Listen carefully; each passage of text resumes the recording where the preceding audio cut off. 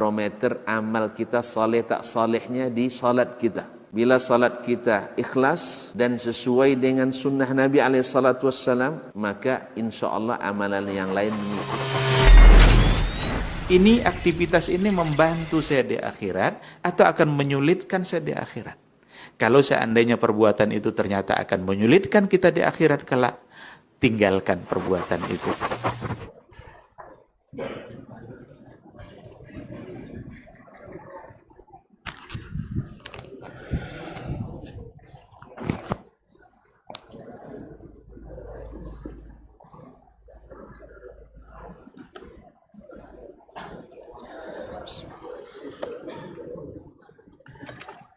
Assalamualaikum warahmatullahi wabarakatuh.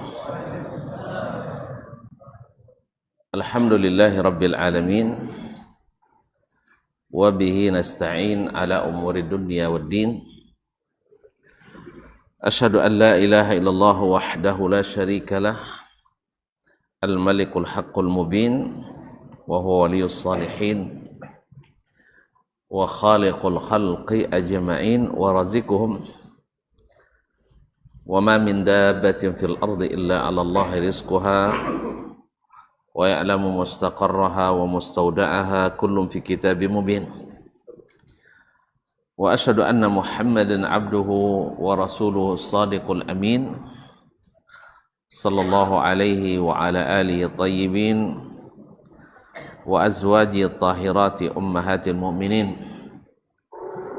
wa ashabihi al-qadatil ghurril mayamin والتابعين لهم بإحسان إلى يوم يمتاز فيه أصحاب الشمال عن أصحاب اليمين أما بعد فاتقوا الله أيها المسلمون فإنه قد فاز المتقون وقال ربكم عز وجل يا أيها الذين آمنوا اتقوا الله حق تقاته ولا تموتن إلا وأنتم مسلمون. Kaum muslimin, kaum muslimat yang dirahmati Allah Subhanahu wa ta'ala. Dengan izin Allah, kita kembali bisa sama-sama menikmati majelis-majelis seperti ini. Mudah-mudahan kita datang sebagai tanda syukur kita kepadanya atas nikmat-nikmat yang diberikannya, sehingga kita selalu akrab dan dekat dengan rumah-rumah Allah, tempat yang paling dicintai Allah di atas permukaan bumi. Semoga tempat-tempat seperti ini di akhirat menjadi saksi bagi kita yang memberatkan timbangan dan meringankan tuntutan. Semoga pahala kita melimpah, dosa-dosa kita diampuni. Bapak dan Ibu kaum muslimin dan muslimat yang dirahmati Allah, selawat dan salam kepada baginda Nabi alaihi salatu wassalam yang senantiasa menghasung kita untuk selalu bersama-sama menguatkan iman, menambah ilmu dan beruah pengamalan. Pada hari ini atau malam ini kita kembali mengaji Adabul Imam Asy-Syafi'i yang ditulis oleh Imam Ibnu Abi Hatim Ar-Razi. Masih dalam babu ma dzukira min ilmi Asy-Syafi'i wa fiqhihi wa fadlihi rahimahullah. Bab tentang riwayat berkaitan dengan ilmunya Imam Asy-Syafi'i, fikih dan keutamaannya. Keutamaan beliau, pemahamannya. Di sini Imam Ibnu Abi Hatim Ar-Razi menyebutkan beberapa saja, mewakili dari sebagian yang lain. Qala, terakhir kita tentang masalah kemarin Ibnu Ajlan, seorang ulama di Madinah yang mengingkari apa yang dilakukan oleh sang wali atau gubernur Madinah. Panjang khutbahnya, sholatnya pendek, diingkari depan orang ramai, tentu berbuah pahit. Akhirnya dia ditahan Lalu datanglah Ibnu Abi Dhi'bin yang punya pengaruh besar di Madinah waktu itu untuk memberikan syafaat supaya dilepas. Karena nanti kalau banyak ulama yang ditangkap, maka presiden tak baik akan terjadi. Bagaimanapun sedikit atau banyak ulama pasti punya murid, muridnya punya, dan sebagainya. Maka Ibn Abi Dhi'bin ingin menjaga supaya wali ini atau gubernur ini jangan sampai rusak reputasinya apalagi di kota Madinah, di mana orang lebih banyak menghormati ulama, ya, kadang-kadang lebih daripada menghormati umara. Akhirnya dia dilepas, tapi dengan cara masya Allah, ya, dengan teori dan bahasa yang membuat gubernurnya bisa menerima, walaupun harus berbicara agak keras kepada Muhammad bin Ajlan. Dia bilang hanya bongak dengannya. Iya, ada yang lebih godang itu nuna sabu itu, kan itu. Ada dosanya yang lebih besar, tapi itu pula yang disebut-sebut. Akhirnya pada terbongkar lah godang lah, lebih baik dilepaskan. Kaum muslimin dan muslimat dirahmati Allah. Kemudian beliau melanjutkan, qala akhbarana Abdurrahman, jadi Ali bin Abdul Aziz bin Mazdak mengatakan, akhbarana Abdurrahman, telah menceritakan kepada kami Abdurrahman, yaitu Abdurrahman ibn Abi Hatim, penulis kitab ini. Qala Muhammad ibn Abdul Hakam, berkata Muhammad ibnu Abdul Hakam, dikenal dengan Ibnu Abdul Hakam, namanya Muhammad ibn Abdullah ibn Abdul Hakam Abu Abdullah Al-Misri, Al-Faqih, Al-Hafiz, adalah seorang murid Imam Asy-Syafi'i rahimahullah ta'ala di Mesir. Sami'tu Syafi'iyya, dia berkata, Sami'tu Syafi'iyya rahimahullah, saya mendengar Imam Asy-Syafi'i rahimahullah. Yaqul, berkata, tahmilul mar'atu bil yamani li binti tis'in aw ashrin. Di Yaman banyak wanita yang hamil padahal masih berumur 9 atau 10 tahun. Itu tandanya bahwa mereka satu, subur-subur, dua, memang cepat dinikahkan. Ya, kalau subur apa? Ambil-ambil lah. Ya, tunggu gersang dulu, makanya cepat dinikahkan. Alhamdulillah, tidak pernah kita mendengar penduduk Yaman krisis kependudukan gara-gara cepat dinikahkan. Cuma di zaman kita semakin maju teknologi perubatan, semakin penakut kita untuk melakukan. Ya, dulu orang melahirkan tahu-tahu lah tuntun payah. Sekarang sedikit-dikit robek perutnya pakai sesar. Nah, Allah musta'an, tidak perlu lama-lama. Nah, tapi orang semakin penakut untuk hamil. Nah, dulu orang cari makan payah, ya, tapi anaknya banyak. Sekarang cari makan lebih payah, lah. Lebih mudah dari orang dulu. Anaknya sikit. Tapi ada juga dunganya kan. Ketika anaknya sikit, banyak pula infaknya kan. Kalau iya, kadang semakin sekenik semakin soi. Allah musta'an. Kaum muslimin dan muslimat dirahmati Allah.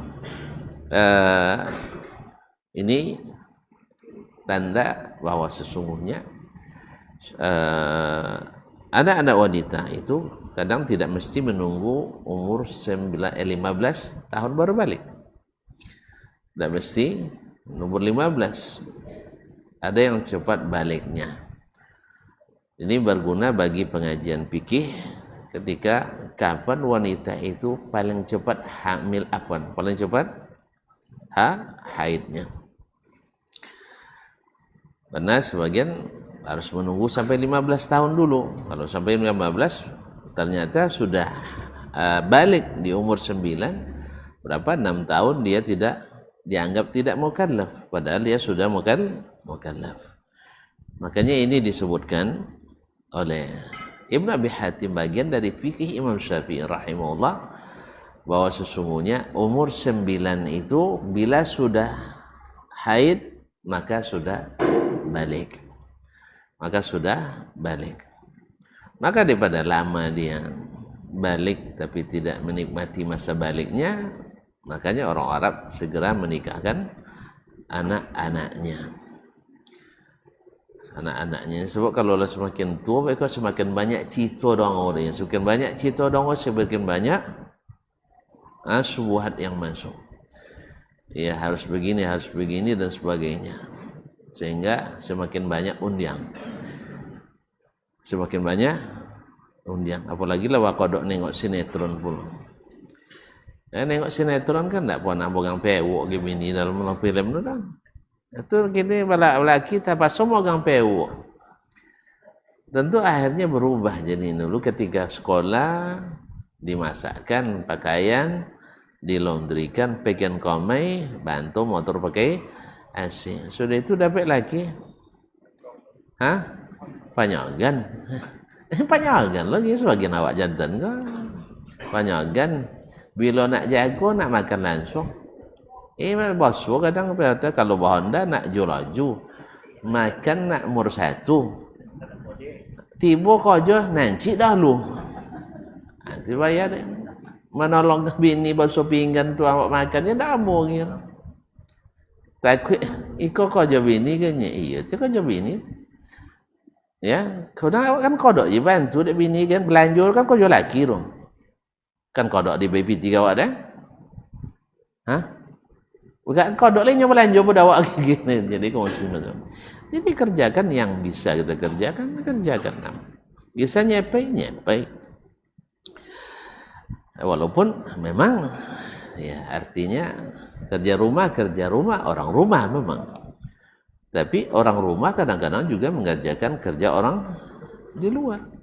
Maka Nabi SAW kana fi sya'ni ahli. Nabi itu selalu bekerjakan apa yang dikerjakan oleh keluarganya. Beliau menjahit sendalnya sendiri, menjahit kainnya sendiri, membersihkan tempat rumahnya sendiri. Nah, jadi kalau sempat kerjakan. Nah, kecuali tidak sempat itu urusan lain.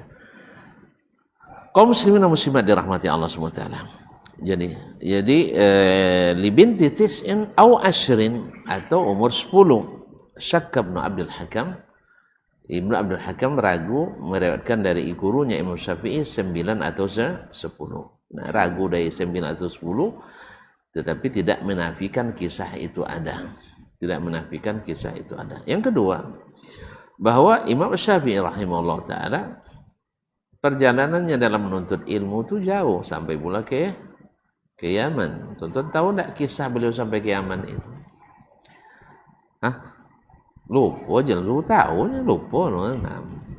Beliau dipaksa oleh khalifah untuk menjadi ketua Mahkamah Agung, Qadil Qudat. Tidak apa-apa, cuma isi formulir lah, tidak asesmen lah. Dipaksa nomor jadi, tidak pakai calon lain, calon tunggal. Kenapa dipaksa? 1, karena memang reputasinya. 2, dedikasi. 3, integritasnya. Semuanya ada sama beliau. Jadi tidak diuji pun sudah lulus ujian. Karena keikhlasannya dalam menuntut ilmu dan menuntut ilmu, kemudian dalam dalam beramal, dalam memutus kejujurannya sudah teruji. Maka diminta jadi Qadil Qudat, kepalanya para hakim seluruh Indonesia, seluruh dunia Islam waktu itu. Nah, itu kalau ulama yang dulu, kalau betul ulama itu paling ditakutkan oleh mereka. Apa sebab? Qadhi itu sebelah kakinya di neraka, sebelah ulun jolil. Sebelah sudah jolil masuk no kon sebelah ka ahlunya lele. Bayangkan, sebelah kaki neraka. Maka mereka takut sekali untuk menjabat jabatan, apalagi jadi Mahkamah Agung pula, di bawahnya seluruh hakim tanggung jawabnya. Subhanallah, lari beliau ke mana? Ke Kufah. Ternyata intelijen menyebar di mana-mana, terdeteksi. Lari pula ke Basrah, terkejar juga. Coba bayangkan, dikajau kemana pai untuk diberikan jabatan. Kalau awak mengajau kemana jabatan lain kan dikajau juga, apa cara Allah musta'an. Lari sampai ke Mekah, juga utusan sampai. Lari ke Madinah, lari ke Madinah, dikejar juga. Lari ke Mekah, kejar juga. Akhirnya ada yang mengusulkan pergilah ke Yaman. Yaman kan ujung bagian selatan bawah Jazirah Arab. Akhirnya pergi ke Yaman, dan di Yaman gubernurnya adalah dari Ahlul Bait Rasulullah sallallahu alaihi wasallam, dari Bani Hashim. Dan Imam Asy-Syafi'i rahimahullah dari Bani Muttalib. Bani Muttalib adalah akhu Hashim, adalah saudaranya Hashim, berarti sama-sama Ahlul Bait, masih satu keturunan. Tapi tidak bergelar Habib lah. Imam Syafi'i tidak ada gelar Habib. Nah, jadi jangan samakan, Imam Syafi'i bukan Habib, tapi dia satu keturunan atau satu nasab yang dekat sekali dengan Ahlul Bait Rasulullah sallallahu alaihi wasallam. Nah, di situ gubernur katakan, silakan di sini Abu Abdullah, kamu aman di sini.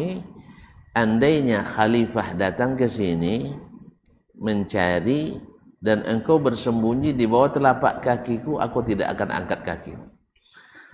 Jadi disembunyikanlah di situ Imam Asy-Syafi'i sampai selesai diangkat dan dilantik ketua Mahkamah Agung, baru beliau berani menampakkan diri kembali.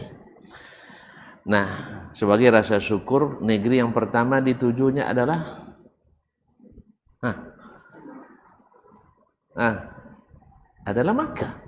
Makkah. Dicuriin Makkah, maka dia minta izin ke gubernur untuk berangkat ke Makkah. Oleh gubernur dibekali dengan uang yang tidak banyak, 50.000-nya. 50.000. Banyak dijan? Iya dinar. Banyak. Bapa itu.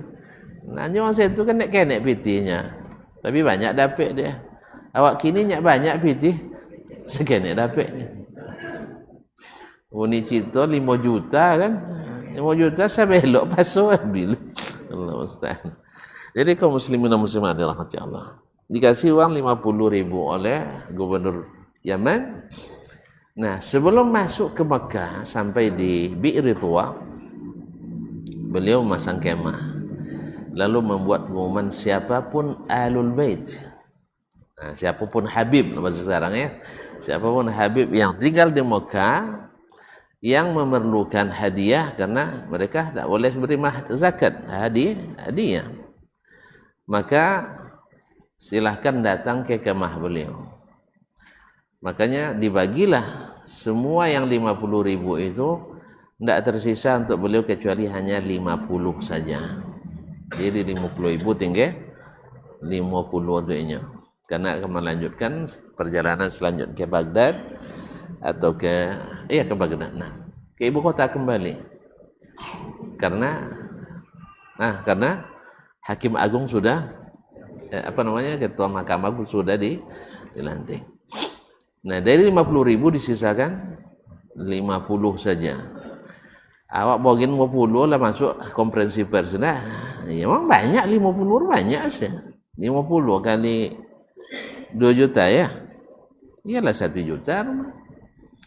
Kalau 50.000 50 1 juta, 50.000 tidak apa awak metong tiba nyampat, jadi payah metong. 50.000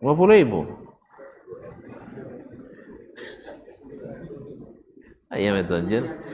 Satu ya? Iya, makanya satu kan 55 kali 1 kan 50.000. Iya nak?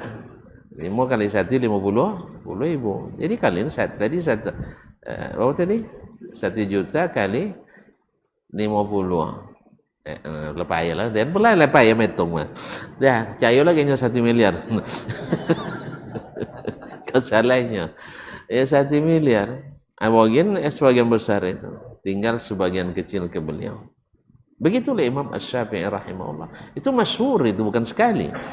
Bukan sekali beliau mendahulukan orang daripada dirinya. Memang akhlaknya ya sesuai dengan darah yang mengalir dalam dirinya. Akhlaknya satu orang Arab memang sampai hari ini bangsa paling pemurah di dunia. Dari sama lampun. Sampai hari ini bangsa paling pemurah di dunia bangsa Arab secara umum. Nah, dan ini Imam Syafi'i dari orang Arab. Kemudian dari nasab senasab dengan bertemu nasabnya dengan Rasulullah SAW min Ahlul Bait. Nah, makanya pemurah itu sudah tertanam dalam darah dan daging mereka. Alhamdulillah. Maka doakanlah mereka selalu aman-aman saja. Sebab kalau mereka kacau, banyak orang kacau dia. Kan ya? Kalau kacau di Arab tuh, so-so ada ndak imbas ke awak. Awak utang awak lo tabayu lah tuntun. Kecuali lah utang awak tabayu utang awak. Kan ya? Masih awak jauh bau sana. Kan masih awak bau. Nah, oleh sebab itu doakan mereka dan doakan kita. Kalau mereka selalulah mendoakan kita. Awak kadang ngiwangi kadang ni. Ya mereka sayang ke awak. Awak nak kodok ngiwangi gara-gara isu Wahabi. Itu gede Wahabi lah. Awak dan Allah musta'an. Baiklah kaum muslimin dan muslimat, ini menunjukkan fikihnya Imam Asy-Syafi'i rahimahullah ta'ala. Dia sampai tahu, dan memang seorang alim, ya, seorang alim itu memang dianjurkan untuk mengetahui seluk-beluk masyarakat. Ya, dianjurkan untuk mengetahui itu. Sampai masalah ini.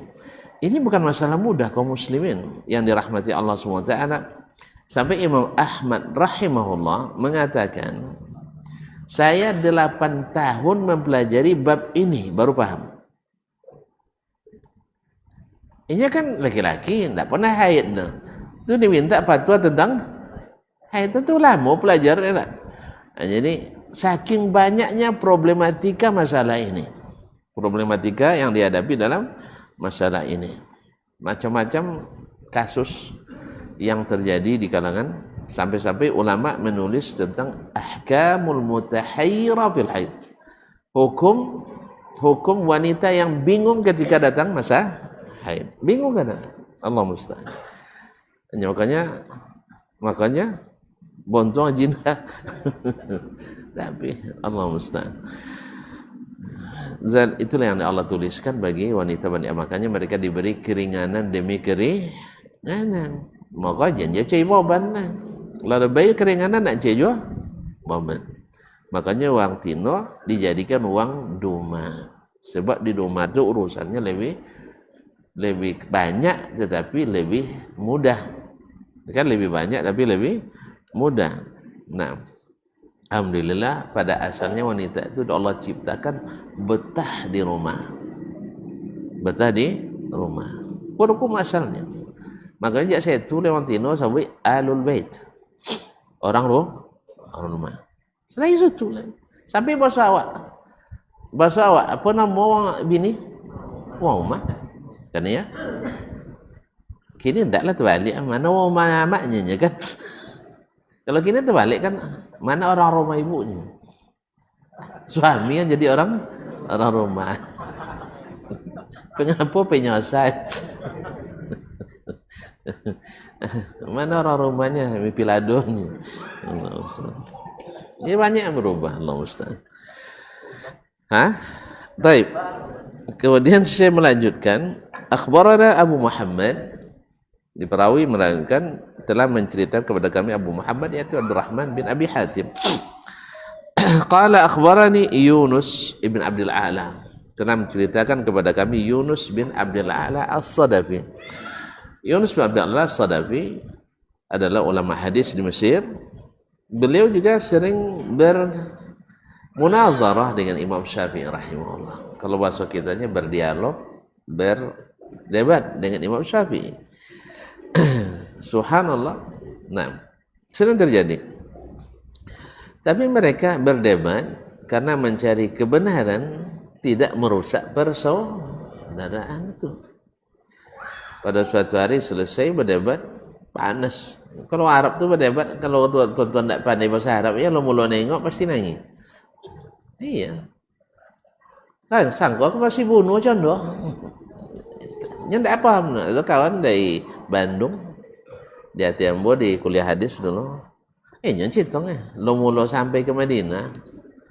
Kenal aja wong Aljazair, wong Maroko. Aljazair. Adi bawa pergi makan ke Kakak. Kakak lakinya sedang ambil S3 kan. Habis itu habis berdebat nak lo. Nya ndak kan paham dah pakai bahasa kampung nak lo. Sangko kan batumbuh orang elok nangis. Nangis soalnya sangko kan batumbuh. Berdebat. Nah. Memang kalau mereka berdebat memang seperti contohkan berkalau. Cuman habis itu tiba makan mau sama. Ya sih? Ada lelo makan sudah bondiang. Awak bondiang dulu makan dulu bondiang. Sehingga mereka kalau bantah tengah bondiang ndak ada nyatun. Kan iya Pak?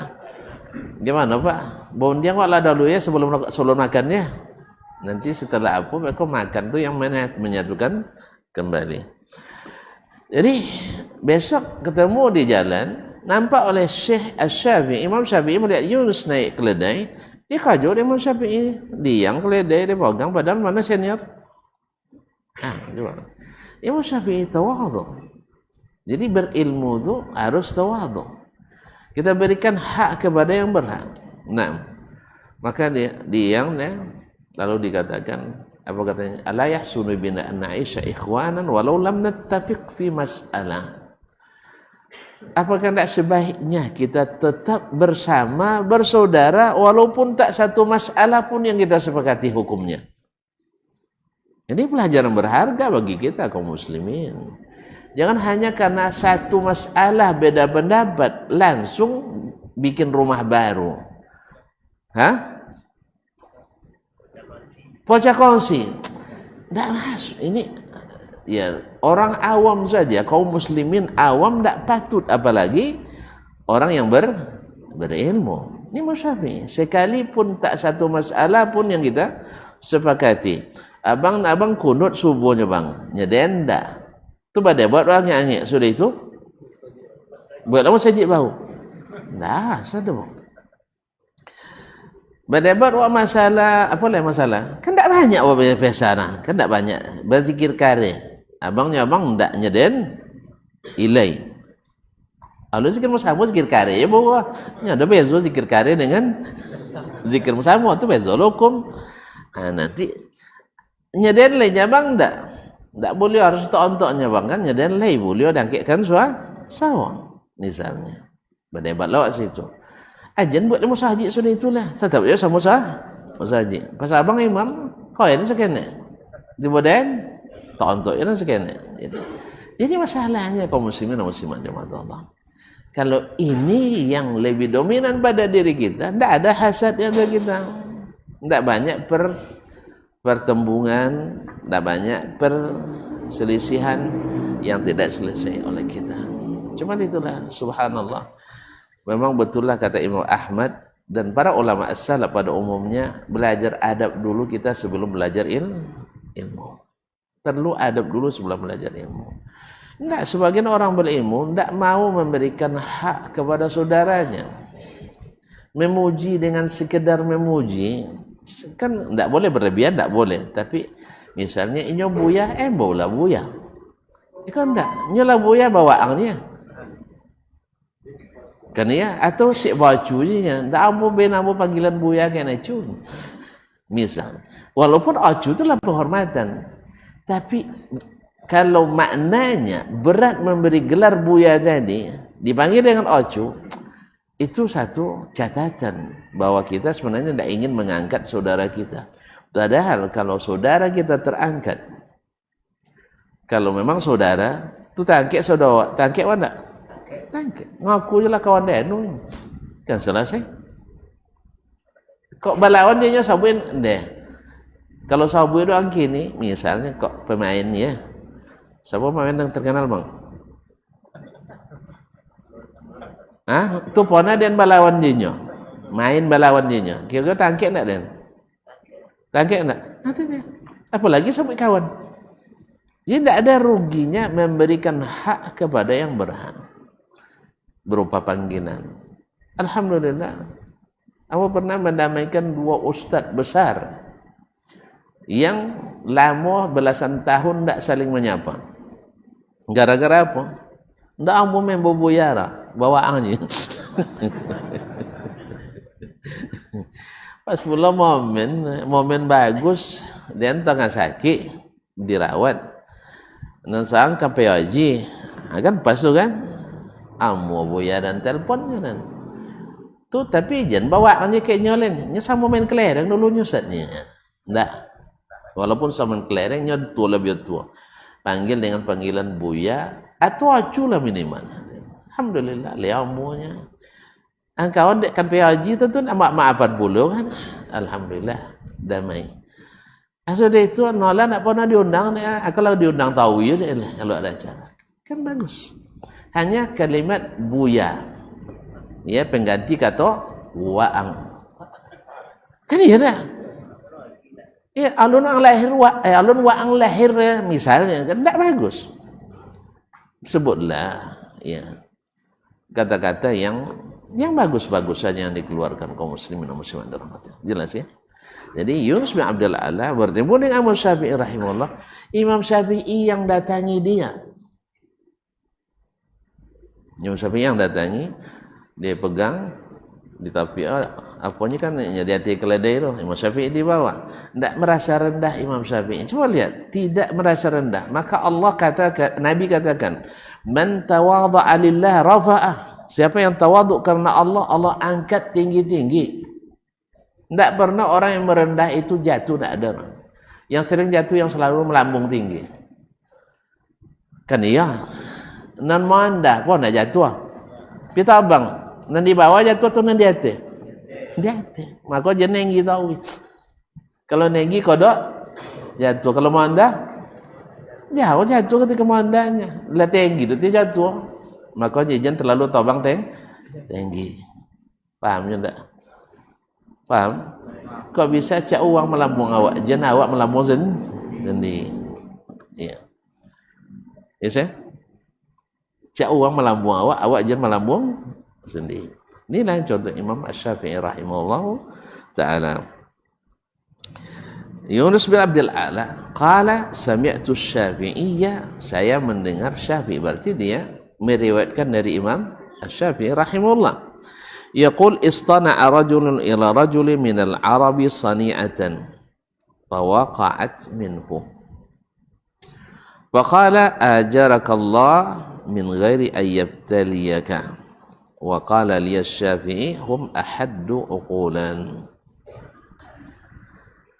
Telah Imam Syafi'i berkata, salah seorang laki-laki dari kalangan orang Arab berbuat kebaikan atau sesuatu, membuatkan sesuatu sani'ah, sesuatu barang barang fawaqa'at minhu, lalu barang itu terjatuh daripadanya. Faqala, lalu dia katakan, ajarakallah min ghairi ayyabtaliyaka, semoga Allah melindungimu tanpa mengujimu dengan bala.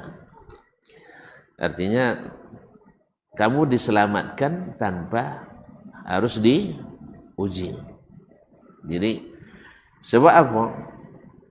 Saya sekarang ketika barang ini jatuh, padahal baru dipesan, kan nak wangi dah, kan nak wangi atau kecewa.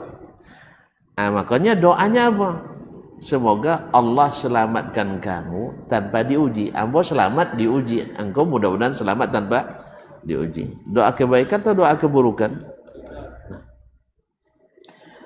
Subhanallah, maka Imam Syafi'i mengatakan hum ahaddu uqulan.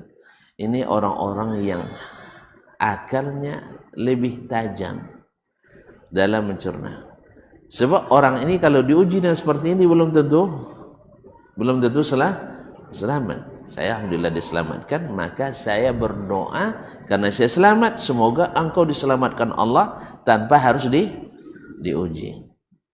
Kalau anda sampai akan uji itu sakit hati ya, buliang soalan itu kan ya, orang jatuh bang dan buliang soal cenikah cara saya lah kan ya, paham ya?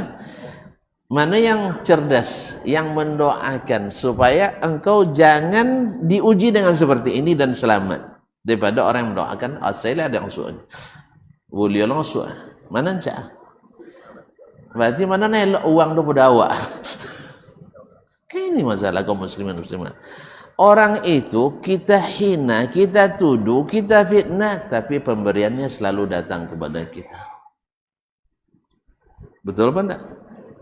Ini ya, mohon maaf kaum muslimin muslimat. Berapa banyak orang-orang yang hatinya berpenyakit di kalangan kaum muslimin di seluruh dunia, khususnya di kita yang tahu Indonesia.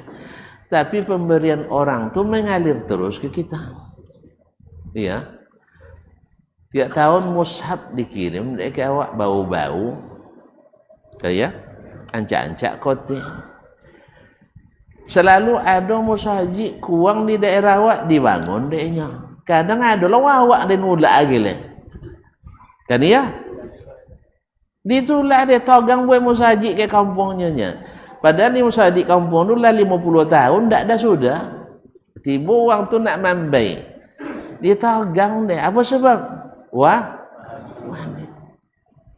Subhanallah kaum muslimin dan muslimat dirahmati Allah. Iya, ini banyak terjadi. Yang lebih miris kita orang-orang yang notaben baik ilmu cara dosen gak ustaz, dai. Suruhnya buat musaji, macam tadi 50 tahun tak ada sudah ada apa. Itu dibawa orang nak bantuan. Woi, jan bahaya. Caklah wang kau tak ke musaji, tapi jan ke wang wahabi. Subhanallah. Jadi itulah artinya. Jadi kita orang kalau dapat musibah dan selamat didoakan orang lain supaya jangan diuji dengan ujian yang sama karena takut tidak selamat. Makanya orang Arab kalau wangi Allah yahdiknya. Semoga Allah memberi kamu hidayah. Awak sabui Allah yahdik wangi kecak sosek yang lain. Kecak sosek ini. Ya subhanallah, semoga Allah beri kita hidayah. Amin. Tapi jangan kalau ketika doa jana itu jangan tuduh dan menuduh tuan-tuan sedang sosek enggak. Karena kita semuanya perlu doa untuk diberikan hidayah. Kita semua perlu doa untuk diberikan keselamatan. Kalau bisa selamat tanpa ujian yang berat. Jadi ini yang baik apa disuruh membuat sesuatu jatuh bang tu. Apa doanya? Ajarakallah min ghairi tabliyah. Semoga Allah menyelamatkan kamu tanpa diuji. Maka Imam Syafi'i mereka orang yang lebih tajam analisa akalnya, lebih tajam pemahamannya. Apa sebab? Dia tidak ingin orang mengalami hal yang sama karena berat. Takut nanti orang itu tak lulus gara-gara dia ada yang tidak baik. Kalau kita enggak, asal ada yang sok bully orang macam itu. Ya, sudah. Makanya memang kita perlu belajar banyak dari orang lain. Walaupun orang lain menyebut kita orang baik-baik, alhamdulillah. Orang Arab itu selalu muji kita. Ya, orang Arab selalu muji kita. Indonesia, kuis, baik katanya. Bagus, bagus. Kini tambahnya murah. Hanya mau kasih sana murah kalau bukan betawa kan. Tapi kalau salah paham buat bangi awak deh. Nah, kadang sabuilah presiden awak murah-murah deh no. Ini sabuilah Jokowi murah-murahnya. Maksudnya kalau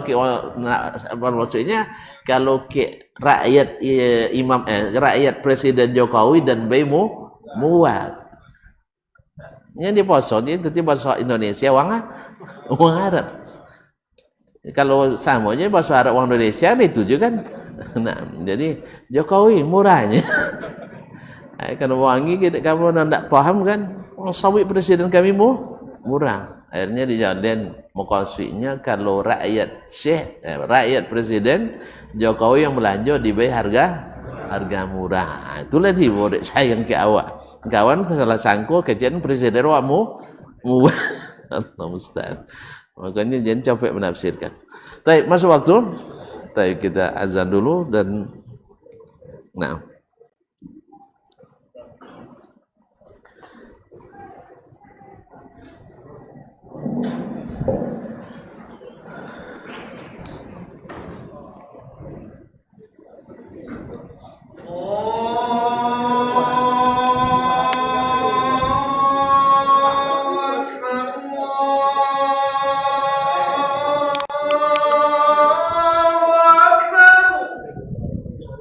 Allah Allah.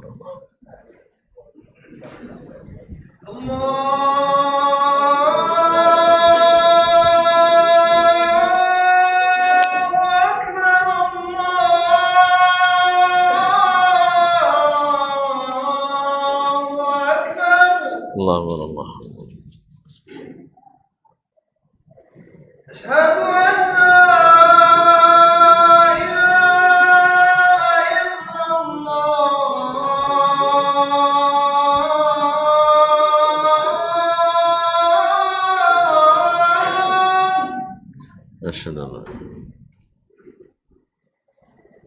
asyhadu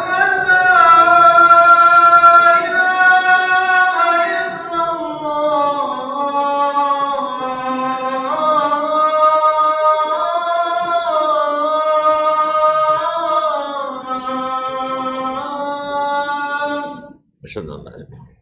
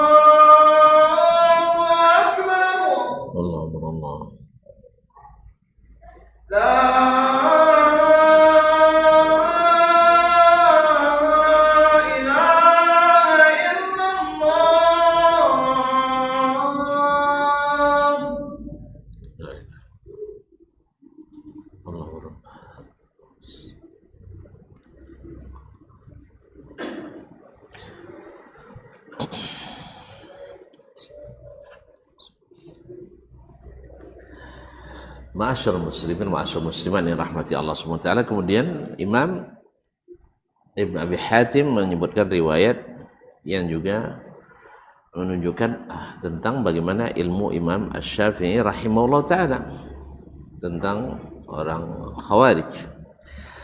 Qala akhbarana Abu Muhammad Ali bin Abdul Aziz bin Bardak An-Nisaburi mengatakan telah menceritakan kepada kami Abu Muhammad.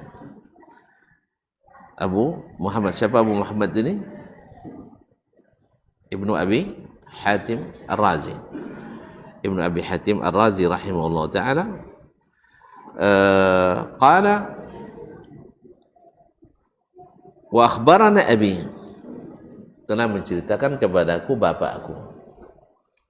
Kadang-kadang dia meriwayatkan dari murid Imam Syafi'i tanpa perantara, kadang-kadang melalui perantara ayahnya. Itu yang disebutkan dalam muqaddimah dulu. Qala akhbarana Ibnu Abdul Hakam, telah menceritakan kepada kami Ibnu Abdul Hakam yang ada dalam sanad sebelumnya, yaitu Muhammad bin Abdullah bin Abdul Hakam Al-Misri, Al-Imam Al-Faqih Al-Hafiz.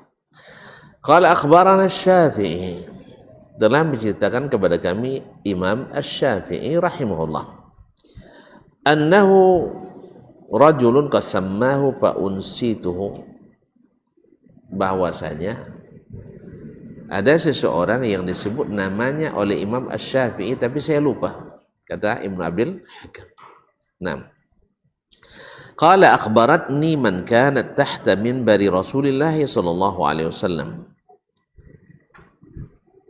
Saya diceritakan kepada saya oleh seorang ibu-ibu yang dulu berada di bawah mimbar Rasulullah sallallahu alaihi wasallam.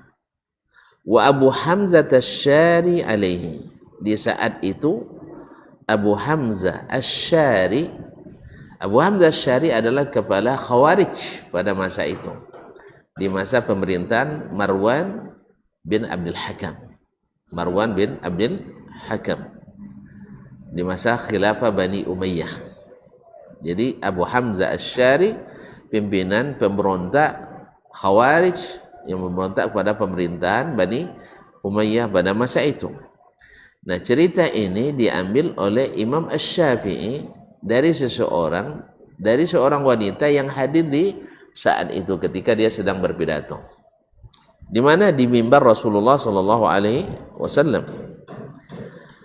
Qala Muhammad, berkata Muhammad, mungkin maksudnya adalah Marwan, tapi di sini sebutnya Muhammad. Mungkin maksudnya Marwan ibn Muhammad. Nah, karena Abu Hamzah itu memberontak kepada Marwan ibn Muhammad bin Abdul Hakam. Kama fi ta'liq as-sabiq. Allah Azza wa Jalla waliyuna alaihi. Allah Azza wa Jalla adalah yang menjadi pemimpin kita terhadap ini. Thumma qala, kemudian dia berkata, amma ba'du ayyuhan nas, wahai kaum muslimin, fa inna Allah tabaraka wa ta'ala yaqulu fi kitabih, Allah subhanahu wa ta'ala berfirman dalam kitabnya, innamas sadaqatu lil fuqara'i wal masakini wal amilina 'alaiha wal mu'allafati qulubuhum wa fir riqabi wal agharimina wa fi sabilillah wa bani as-sabil faridatan minallah wallahu alimun hakim. Dia membacakan ayat tentang sadaqat, tentang asnaf yang 8 sebagai penerima zakat. Taib, ini yang diputuskan ila akhir ayat. Wallahi ma wakala Allah tabaraka wa ta'ala ila malakin muqarrab. Demi Allah, katanya, ini kepala Khawarij ini membacakan ayat tadi, karena memang kan mereka lancar baca ayat. Demi Allah, Allah tidak wakilkan pembagiannya tidak kepada para malaikat, wala ila nabiyyin mursal, dan tidak pula kepada nabi yang diutus, tapi dia sendiri yang membagikannya. Hatta tawalla qismataha min indihi, sampai Allah sendiri yang membagi langsung siapa-siapa yang berhak menerima zakat itu. Wa anzalah ala lisani nabiyyi, dan diturunkan nisab itu atau asnaf itu melalui lisan nabinya sallallahu alaihi wasallam. Wallahi ma radiyallahu azza wa jalla bidzalika hatta akkadaha. Allah belum ridha sampai dia tegaskan faridatan min Allah, ini kewajiban yang harus dilaksanakan dari Allah Subhanahu wa taala. Jadi Allah tegaskan faridatan min Allah. Jadi menurut dia ini kewajiban Allah yang putuskan langsung, tanda masalah ini sangat besar dalam pembagian zakat. Nah, apa yang dikritiknya? Dia katakan fahasabahum abirun sasi', lalu datang asnaf yang ke-9. Maksudnya siapa? Siapa yang dimaksud? Marwan. Ya, pemerintah. Sama dengan kita hari ini misalnya, pemerintah mengumpulkan zakat melalui Baznas misal. Lepas itu nanti benar-benar isu bahwa PT Baznas abi dapat buat jalan tol misal. Alah, nango itu kumpul dia Bang Sultan. Ya, pasukan untuk memberantas penyelewengan tadi. Karena dalam Al-Quran nasab asnaf itu hanya 8 jalan tol masuk. Itulah kira-kira ilustrasinya. Paham? Tu nawo kawak macam itu. Jadi dia mengira pemerintah kadang dengan maslahat tertentu menahan dulu. Misalnya dapat zakat oleh Baznas misalnya 8 asnaf, kadang-kadang dari sumber yang dapat dipercaya bocoran. Kalau dibocorkan tuan tak dapat dipercaya Roy. Sebab rahasia pemerintah itu kalau ada yang bocorkan berarti orang itu tidak boleh ada pembocoran. Nah, karena tidak semua rakyat bisa memahami apa yang dia maknai dengan strategi. Tidak semua tahu, paham. Makanya tidak semua strategi itu diketahui oleh rakyat biasa, atau disebar ke rakyat biasa berbagai penafsiran. Dan itu yang terjadi, isu-isu itu berkembang sehingga dia mengatakan lalu datang bahasam sahabat datang pula asnaf yang ke-9, yaitu keluarga Bani Umayyah. Itu yang dia lakukan. Laisa lahu fi haq, dia tidak punya hak di situ. Tidak ada hak pemerintah, tidak ada hak jalan tol di situ. Misal, fa akhadhaha kullaha, bahkan mereka ambil semuanya. Ini sudah diaudit atau belum? Belum. Hanya dugaan, laporan-laporan yang tidak jelas. Kalau sempat ditanyakan, ditangkap dia, siapa yang laporkan? Si Anu, tanya ke si Anu, tidak ada yang si Anu. Kan ya? Kalau sampai ke bab tahqiq nanti, penyelidikan dan penyidikan, joleh nanti rupanya tidak ada kebenarannya. Nasallallahu alaihi wasallam. Fa akhadha kula faqumna nuqatiluhu 'alaiha. Oleh sebab itu kami bangkit memerangi mereka. Kami bangkit. Ini Khawarij, pimpinan Khawarij mengatakan, Abu Hamzah Asy'ari. Faqumtum tuqatiluna dunahu, tapi kalian memerangi kami pula membela mereka.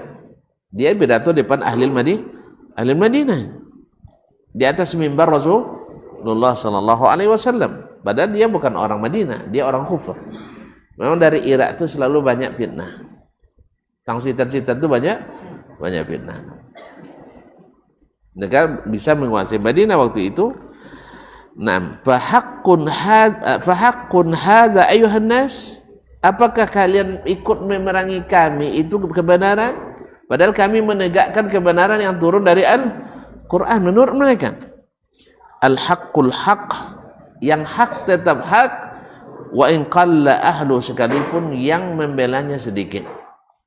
Masya Allah. Wal batilu batil, wa in kathura ahlu, sekalipun pengikutnya banyak. Jadi dia sudah menghukum bahwa hak itu ada pada dia. Dia lupa bahwasanya memberontak itu lebih besar daripada dosa memakan zakat tadi. Dia lupa bahwa melakukan pemberontakan kepada pemerintah yang sah, mana yang lebih berat daripada menambah asnaf zakat? Kalau betul, Syekh, mana lebih besar? Memberontak itu lebih besar. Sebab apa? Satu, meruntuhkan sendi-sendi negara. Dua, mengacaukan stabilitas keamanan. Ketiga, Nabi kalau jumpa dengan orang seperti itu, dibantunya atau diperanginya? Diperanginya.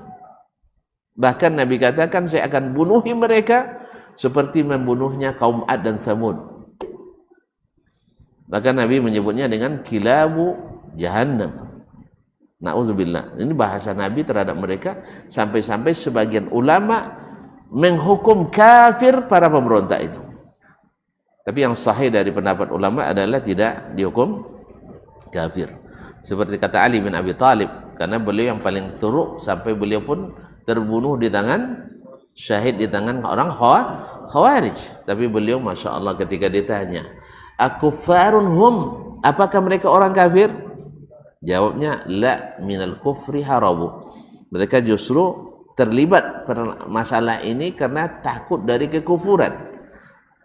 Kemudian amusyrikunahum, apakah mereka orang-orang musyrik? Jawabannya minasyirki parru, mereka lari dari kesyirikan. Terus amunafiqunahum, apakah mereka orang munafik? Kata Imam Ali radhiyallahu taala anhu, innal munafiqina la yadhkuruna Allah illa qalila. Orang munafik itu zikirnya dikit. Ini Khawarij zikirnya banyak apa dikit? Zikir pada Allahnya banyak. Ya, banyak momen-momennya, banyak baca Quran, hafiz. Bukan orang biasa, puasa, rajin salat malam. Sampai sahabat kata Nabi, tahqiruna salatakum ila salatihim. Kalian minder membandingkan salat kalian dengan salat mereka. Sahabatnya minder pula lagi awak. Kan itu yang jadi fitnah selalu. Ustaz cerita lo Ustaz salat malam seketeknya. Kan itu bahasanya. Hafalan Qur'annya Allah musta'an. Tapi memang itu berlebihan dalam memahami sesuatu karena tidak mengikuti as-salafus salih, para sahabat yang masih hidup. Sahabat kan masih hidup kan? Taib. Harusnya mereka mencontoh sahabat. Bukankah di masa itu masih ada sebagian dari sahabat, tapi mereka tidak mengikutinya?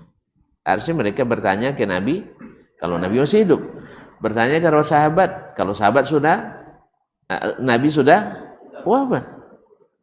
Dan kita dapatkan para sahabat ketika terjadi fitnah antara mereka, kebanyakan mereka tidak ikut dan terlibat. Tentu ingat ketika terjadi permasalahan krusial antara Ali dan Muawiyah. Masyarakat seperti kata Ibnu Hajar, sahabat masih 35.000 orang lebih. Tapi yang terlibat hanya sekitar 35 orang saja atau 40 paling banyak. Apa tandanya? Kaum muslimin, dari 35.000 yang terlibat membela Ali dan membela Muawiyah jumlahnya tidak sampai 40 orang. Apa maksudnya? Apa maknanya? Termasuk jalan sampai pagi lu. Itu tandanya mereka tidak memihak. Di zaman fitnah mereka tidak memihak ke yang ini dan tidak ke yang ini. Karena Nabi pesan kalau terjadi fitnah yang susah ditentukan mana yang benar, mana yang salah. Muawiyah sahabat, Ali sahabat. Masing-masing punya kelebihan walaupun Ali lebih afdal.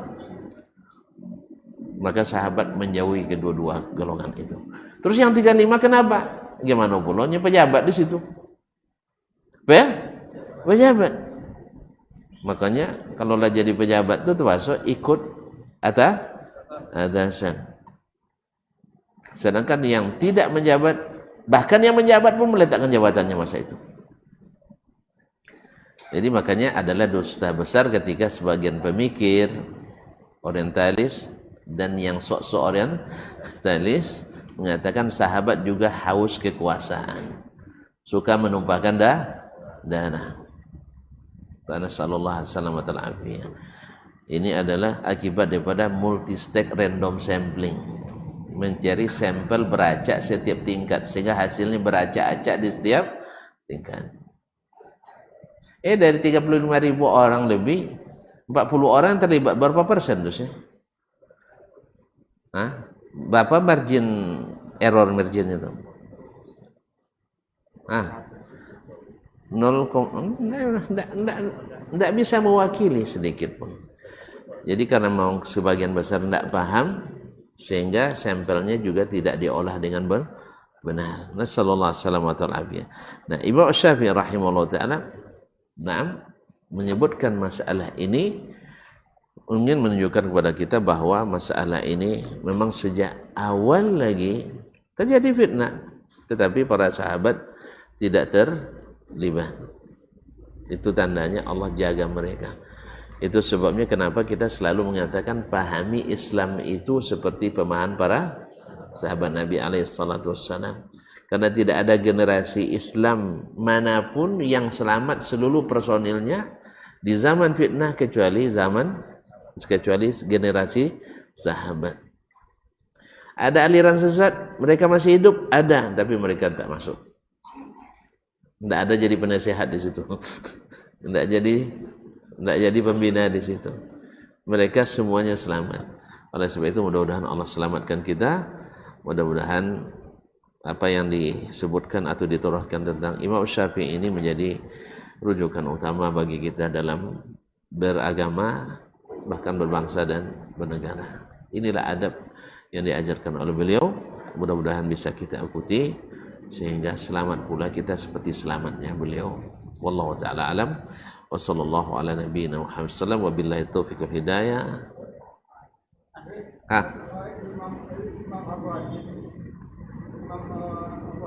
Ibnu Abi Hatim. Namanya sajinya, sebutannya disanggil Abdurrahman, nama Abdurrahman. Disambui Abu Muhammad, kunyanya Abu Muhammad. Dikenal juga dengan Ibnu Abi Hatim Ar-Razi. Jazakallah. Memang nyimak datuk, masya Allah. Jazakallah. Subhanakallah bihamdik. Asyhadu an la ilaha illa anta astaghfiruka wa atubu ilaik. Wassalamualaikum warahmatullahi wabarakatuh. Barometer amal kita saleh tak salehnya di salat kita. Bila salat kita ikhlas dan sesuai dengan sunnah Nabi SAW, maka insya Allah amalan yang lain mengikuti. Ini aktivitas ini membantu saya di akhirat atau akan menyulitkan saya di akhirat? Kalau seandainya perbuatan itu ternyata akan menyulitkan kita di akhirat kelak, tinggalkan perbuatan itu. Anta ni'mal jund. Kamu adalah sebaik-baik prajurit. Coba lihat. Kamu adalah sebaik-baik prajurit. Maka tujuannya adalah menghancurkan kehidupan rumah tangga.